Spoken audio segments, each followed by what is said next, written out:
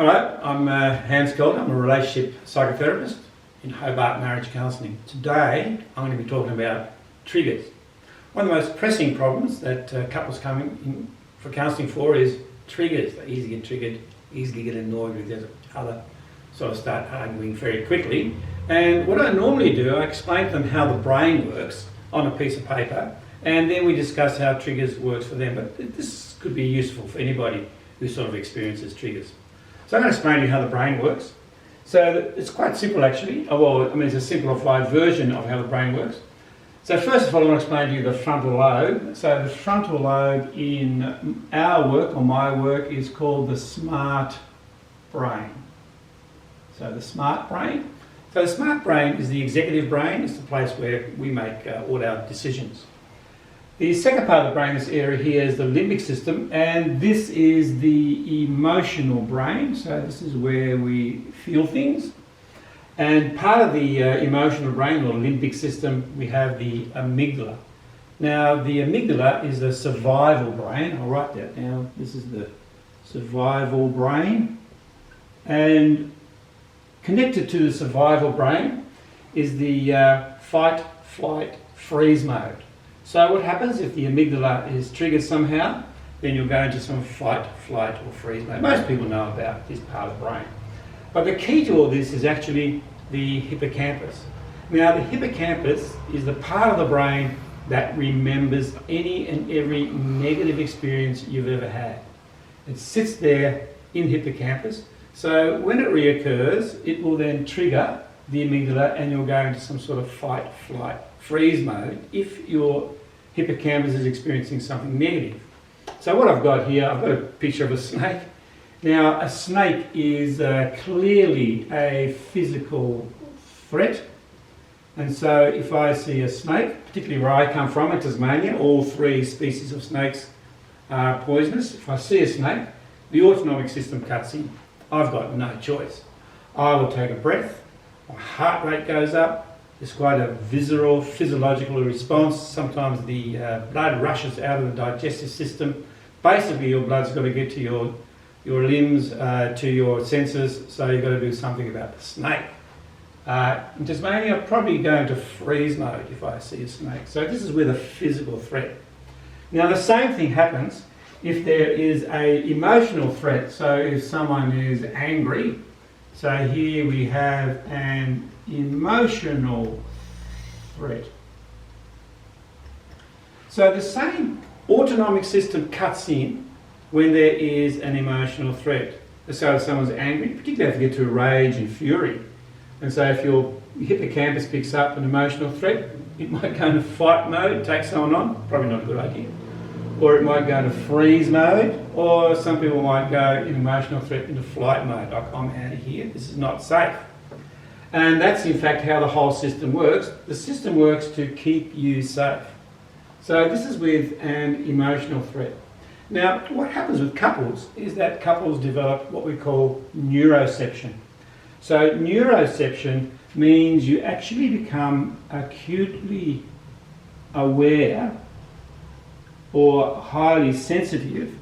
And so what that means is that you'll probably pick up from your partner a particular walk, look and stance. So even a particular walk, look and stance, or they might slam the door, or they're sort of walking around heavy-footed, and your brain's going to go, oh, here we go again. And that's exactly what the hippocampus does. You could say it's the here we go again part of the brain, or the now what part of the brain.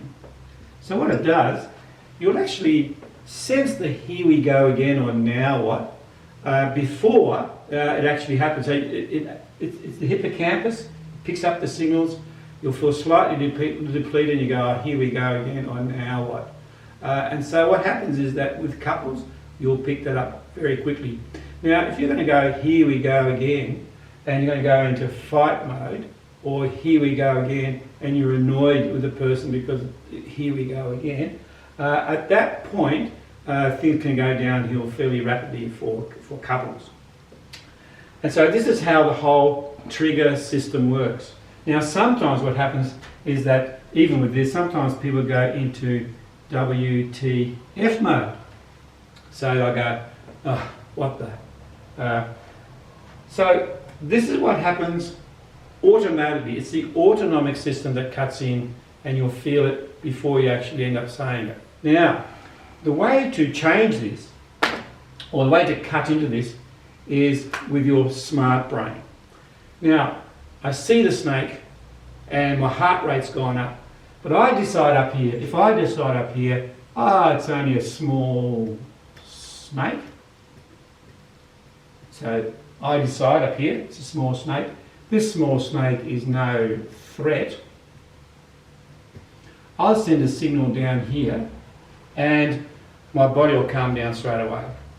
So what that means is that you can control the autonomic system, or you can cut into the autonomic system with your smart brain by just thinking differently about it. Now, with an emotional threat, what you can do is you can decide to self-soothe. So you self-soothe, you do a self-talk and you try and relax a bit.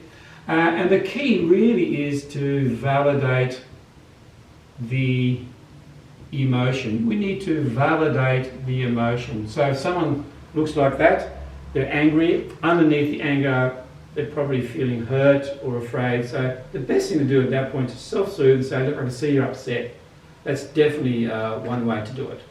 Because what we were trying to create, we need to try and create an emotionally safe place for each other. An emotionally safe place means, okay, I've got this emotion, and the emotion comes from within, I can't help the emotion I've got, and the emotion is accepted. And so what you do is you validate the emotion, or you validate each other's emotion, and that way you immediately de-escalate and you're in your frontal lobe, and then you can take control of the situation more, and that's really what you need to do. The other way to rewire the brain, actually, for example, if you're going WTF, what the, that definitely doesn't work, that's fight mode. You can actually decide to ask yourself, what's the feeling? And this is one way to rewire the brain. So the autonomic system cuts in, you can feel it, you're annoyed, you're going, what the, you feel that depleted thing, but if you go into fight mode after that, or if you go into flight mode, well, I'm out of here, that's definitely not going to help. You're going to create a disconnect between you and your partner. The best thing to do is you've got to get to the emotions. You're better off asking, what's the feeling? What's the feeling? And this also happens when people are on eggshells. If you're on eggshells, that means you're in a permanent state of the hippocampus. You're in permanent slight fight and freeze mode. Not a very pleasant way to be if you're in a relationship with someone. And if you're on eggshells all the time, you'll definitely go into fairly quick annoyance mode. And so this is what often happens with couples. But if you come in to your frontal lobe, validate the emotion, have a discussion about what's happening, you can get into more of a control. And what happens, you need to learn to respond to each other rather than react. And that's really the key. Get rid of reacting, try and respond, try and get into what's going on inside, try and get to the emotion, validate the emotion. If you're both upset, talk about it. Hans Kelder from Hobart Marriage Counselling. This is for you and for my clients. Thank you.